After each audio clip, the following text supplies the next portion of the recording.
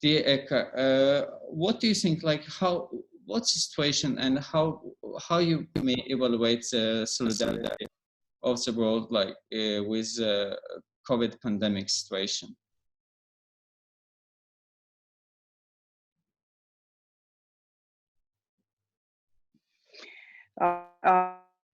Pandemic in itself is an obvious problem where everybody should unite, nations, societies, businesses, and then for that to become something of a common action, right? Because it's just obvious, seemingly, that there are no borders that pandemic has, and then consequences of pandemic are spread as quickly as they've been spread throughout the past months that we've seen, starting from the end of January and February.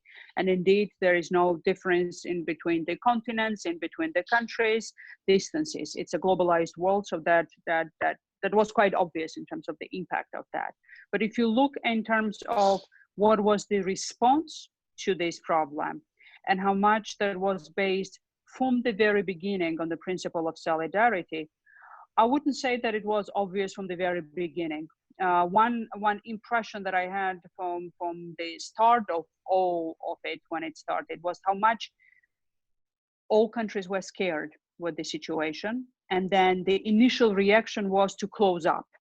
And when it comes to the restrictions related to the freedom of movement or goods, even for that matter, those restrictions in predominant way are still at place. I mean, there is no airspace communication still that is restored, and nobody knows when and how international airspace communication will be restored. But the issue with borders and closing up, as if by that one could have contained in the long run effects of pandemic, was quite obvious reaction in the beginning. And that went not only with the physical closing of the borders, which were related to maybe the health related issues in that regard and management of the consequences of pandemic. But then it took some time before there came realization that one of the biggest consequences of this problem would have been an economic one. And while health related problem is just vivid from the very beginning, and it's the human lives that we're talking about in terms of saving, and restrictions are relevant for that, there is realization more and more now that even for countries that are rich and developed in terms of economic power, even for them, a consequence of this pandemic will be extremely, extremely serious, to say the least.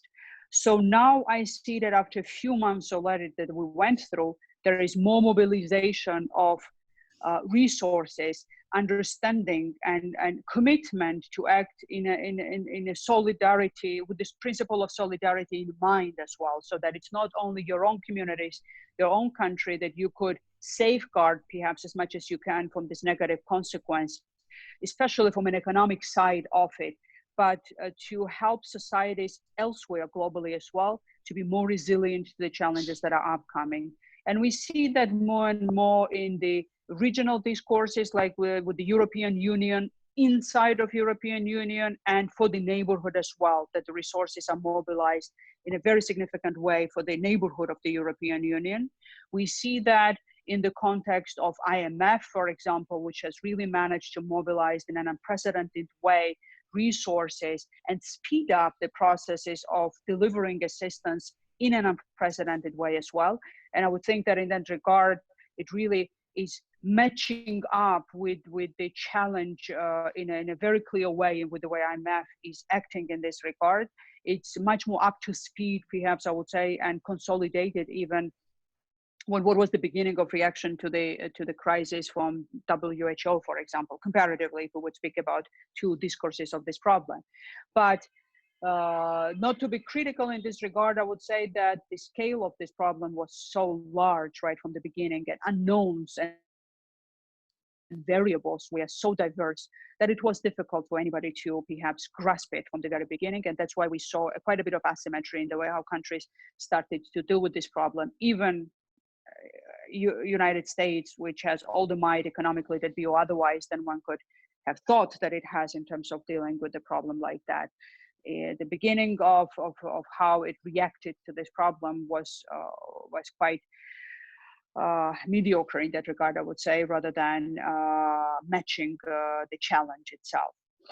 Having said that, I believe that understanding of scientific part of this problem is much higher now, which means that the mobilization of resources are quite high in terms of finding the solutions, in terms of either treatment that be or vaccines that will be absolutely necessary for somewhat predictable way of treating this virus in the midterm and long term, if not right away in the short term. And here cooperation, openness and transparency among countries globally and with relevant organizations, so that scientific part of it as well goes not only with the principle of commercial benefits perhaps for some companies that might be there for finding the solutions, which is a natural part of finding solutions in this case as well for pharmaceuticals perhaps, but you have it on the principle of solidarity as well, openness and transparency, so that all the big different pieces of information that could be in different countries that could find, or different companies that could be conducive of finding solutions, are put together as a global resource rather than it becoming a competition who gets first there to have the first vaccine or first treatment, and then based on that obviously quite big financial benefits out of that.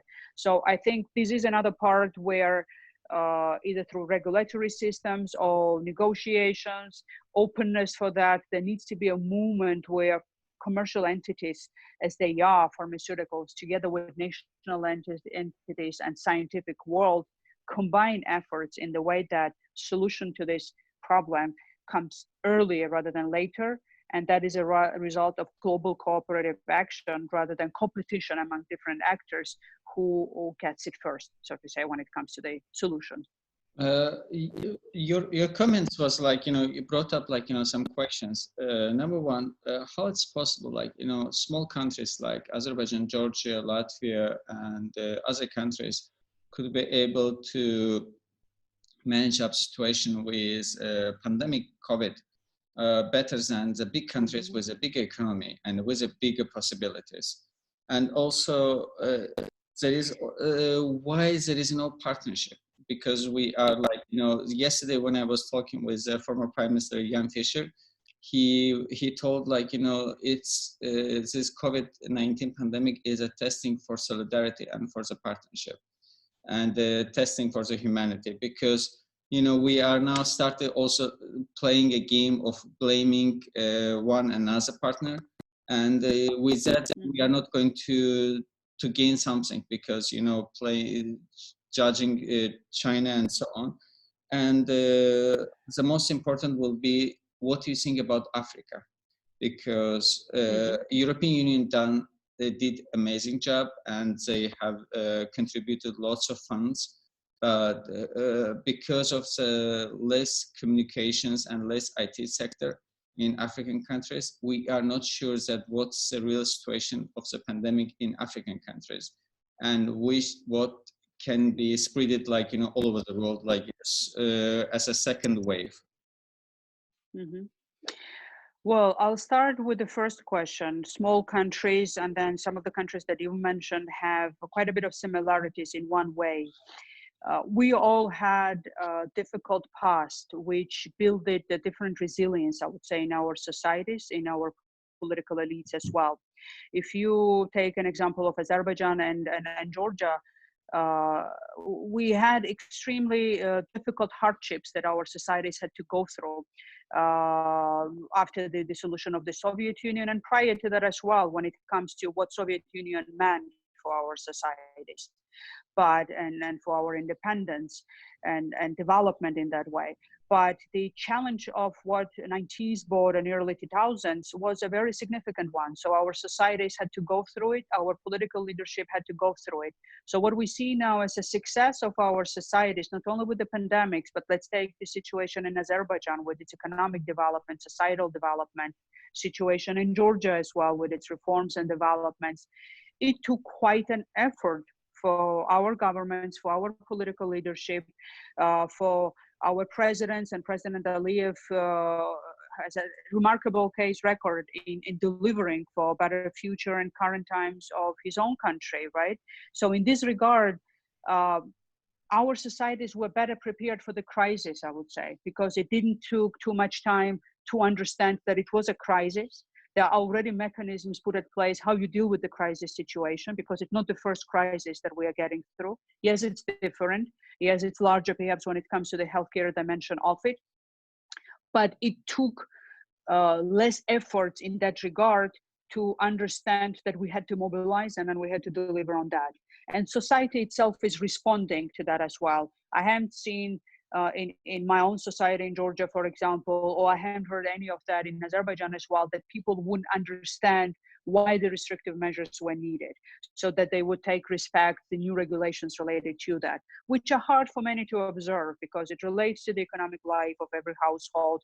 It's the psychological state of affairs as well when you are at home rather than getting out, obviously. But there's this trust that is built and understanding that you have to have common effort put at place rather than be rebellious to that. And then it's an effort through which one needs to be attentive to the fact then how you better serve your societies in this regard. For economic part of the problem, obviously, we still have to see how situation develops. I mean, in my own country, in Georgia, for example, a medical side of the crisis management is very well taken care of. And there are no question marks on that in a significant way. You can always have something better, obviously, including the scale of testing, which is needed for future and all of that. But the management of situation was put in place. But what puzzles many, I would say, including big and small countries still, is economic side of the impact of all of it. Because if one takes into consideration second wave of the virus that will come in, unpredictability of what opening of economy means, how long, to which degree economies could be open, what are the midterm implications of all of that, then obviously it's a different degree of mobilization of resources that will be needed to help societies to get through it. In many sectors in my own country, which is a service-oriented sort of portion of the business is high, including tourism, and then all the businesses related to that, they will suffer quite a lot because there will be a significant decline, predictably so, in the tourism as an industry. So what and how governments could do to help small, medium, or large businesses even in this area to help to survive and overcome that, and what will be the implication of that on the job market of the country, there are more unknowns rather than knowns. And I would think that Georgia is not an exception of that in this case. So to sum it up on the small countries, I think countries that you mentioned as well, we've been more prepared perhaps for the crisis because of our past, because of the experience of our political leaderships and the readiness to be bold to deliver on the needs of the societies in this regard. And Azerbaijan is a very clear example of that. When it comes to test of solidarity and humanity, it's obvious. It's something where we already find ourselves in a situation that we've never been before. We mentioned it earlier when we had this conversation. I've went myself through 3 wars as the crisis situations. I've lived in New York during 9/11. I've seen quite a bit of crisis in my lifetime, but it's the first time when I see that humanity started to live somewhat in its own universe when the rest of the universe on our planet, not the universe, but then the planet, let's put it that way, lives as usual. We still have the changes of the seasons, natural world, so to say. Even breathe is a bit easier because of less of human activity on Earth. So in many places, even air clear to the degree that it has never been before. But it's the first time that I find that we have our own sort of universe now, human beings, in which we are bubbled, so to say. And it's very unusual. And if that is not enough for us to realize how much we are bound as a species, not only how much we are bound to the planet, that's another layer that we still find difficult to understand as human beings, that climate change and what happens with the climate and our planet is part of our integral life, even in our lifetimes and then for the future. But that is even more vivid when it comes to how much we are bound together as the human beings. So that is the test for us to understand how we see that as as the binding line, so that instead of divisions, we are thinking about commonalities, even from pragmatic, not moral point of view. For those who morality doesn't matter, at least they need to wake up to this moment that pragmatically speaking, there are no differences between rich and non-rich countries, developed and developing countries, continents, and then, you know, even political differences when it comes to how much we cope with the problems like that. So solidarity will be key in two dimensions, as I've said, and that will be the biggest test. And on both regards, monetization of that is part of a challenge. When it comes to scientific solution of this problem, which comes with vaccine and with the treatment of this disease, we need to see what will be the driving force, competition among the pharmaceuticals, or the countries, which pharmaceutical at which country will be the first to deliver on that and be in the front seat, so to say, of the solution, or it will be collaborative effort, because quite a bit of exchange of information in scientific way will be needed to find the solution. And then second is a big economic component as well, because it will be very difficult for all societies to go through this problem. And solidarity needs to be the basis through which we need to be helping each other in terms of being able to be resilient to that. And engine of economy, which has become a global already, can be only turned around by the global effort. We don't have any chance of becoming human societies in fragmented economies, regionalized economies. It's still at the place where globalization of economy is a fact. One can see modifications of that, structural changes, but still it will be a global effort to put the global economy back at work. And without solidarity in that regard, I don't see any chance for that to be the reality. When it comes to African countries, I have to admit that I don't allow myself to be speaking as an expert in this, because I have not the full degree of in-depth understanding perhaps of all the intricacies. But then one that comes to my mind is partially because of other previous crises as well that African countries went through when it comes to Ebola crisis and other crises of that kind.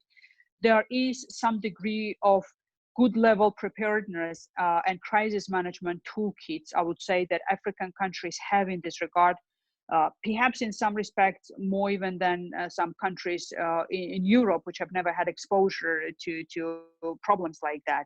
International organizations already have developed frameworks of assistance with African countries on healthcare related problems of that scale, so that I would imagine that bureaucracy frameworks and then ways and toolkits for cooperation are there that could be used for dealing with a problem like that. We still have to see what will be the scale of that.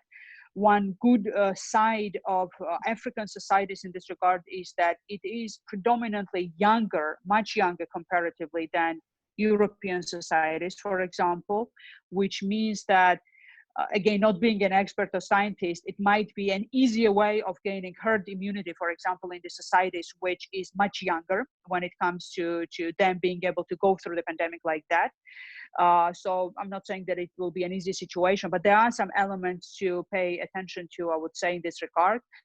Economic dimension of it is very big that one needs to pay attention to, because many economies, many industries in Africa are part of the supply chain to markets outside of Africa, quite predominantly, including in the businesses like agriculture, farming, even flowers. All of the flower markets, which are stopped now in Holland, for example, are supplied quite with the large portion of that from supply chains from African countries, for example, not only, but then it's a big portion. So those businesses are stalemating right now. It's the jobs that we're talking about and livelihood of a lot of people. So economic component of the problem will be very big, I would imagine, in the African countries. And then when it comes to online situation, if I recall correctly, spread of internet through mobile connectivity has become quite well developed in Africa in the recent past, but I might be wrong in that regard. But in any ways, the big victim of the situation, so to say, in this regard, would be the system of education. I would say even more so in Africa, because it took quite some time, even in European countries with more developed sort of online systems of education, to pick up and deliver on education for different ages of those students who are in the school system right now. In different countries in Europe, we see a different focus points, which segment of the school system opens up first. In Europe, for example, in kindergarten and primary schools first, perhaps now that because parents need to go to work. But in the countries like Georgia and Ukraine, the bigger focus is placed on high school students who are graduating, because for them it's important to be able to go to entry examinations with universities and not to lose this whole year basically in their lives for education in universities then further on. So there are many elements which put a lot of question marks on education systems, the quality of what was the education that in bigger portion of the universe, at least in second half of the semester, one school year, the kids received in different countries. So how much that will contribute to the difference of the degree of education that pupils will be receiving in different parts of the world is a big question mark, and how much that will contribute to the inequality of education, especially if it will be a continuous problem in the fall of 2020 as well. So this is something that is frequently underrated as a problem, I would say. There is so much talk now with economy and then with the healthcare, but having children myself of 12 and 9, I'm thinking quite a lot about that. What is the consequence of what we're going through now in educational systems, and especially in the countries where education still remains to be a problem, and the quality of that in this regard, and now how much accessible at all education could be if there are no online tools for education, that becomes even bigger question. Actually, like, I was like trying to look up for the interview, like, a statement which Margaret Thatcher gave almost 30 years ago, mentioning about we are not the masters of the world. We are just like, from the God we've been delivered to here to be, to protect the world. And we are not higher from one species or another species. And that's why we have to understand that, and we have to realize, like, but 30 years already went up, and we are still, like, tackling about the climate change, about infections, about the virus issues. But the good things that, was about the education system that you mentioned.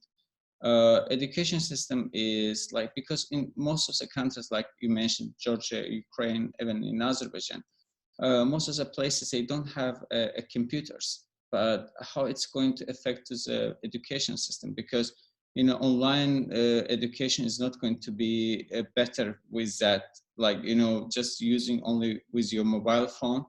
And because most of the families are, like, having one computer, and when you are working at home and you have to use a computer, how it's going to affect the education system?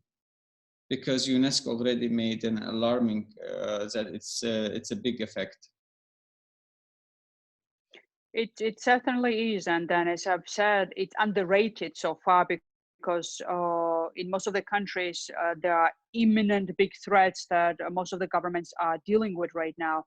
But the effect of what is happening now on education will be more long-lasting if there will be no plans of how to remedy that. Let's say if there is no planning how to match some of the gaps and fill the gaps when it comes to equipment, even in the communities.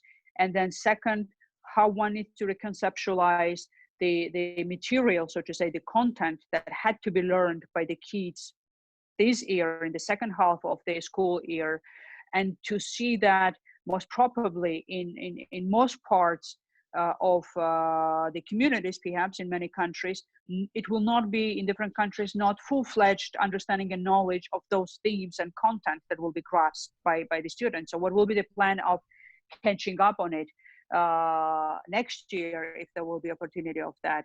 So this needs to be really thought very carefully, because it is the future of the generations, younger generation that we're talking about, and they are in different grades now. They are degree of complexity of the issues that they are studying based on that. So we need to be definitely attentive to that. And part of which is secondary somewhat to that, but still important, is that kids are always moving. They are at school, they have sport classes, they have swimming classes, whatever. I mean, whatever the opportunities are in the livelihoods that they have, but they always move around anyways, even in the poor communities, because they always run, they move, and then it's part of the health development of the younger generation. And confined in the apartments, even if they are large, who are lucky, or small and cramped if they are unlucky in this regard in terms of the financial situation of their families, they are still in the apartments. So that already lasted, I can tell, on the example of my family from mid-March. We are now where it's almost end of April. We still look forward when now the restrictions on at least going to the parks outside could be lifted somewhere in mid-May in Kiev, as it seems.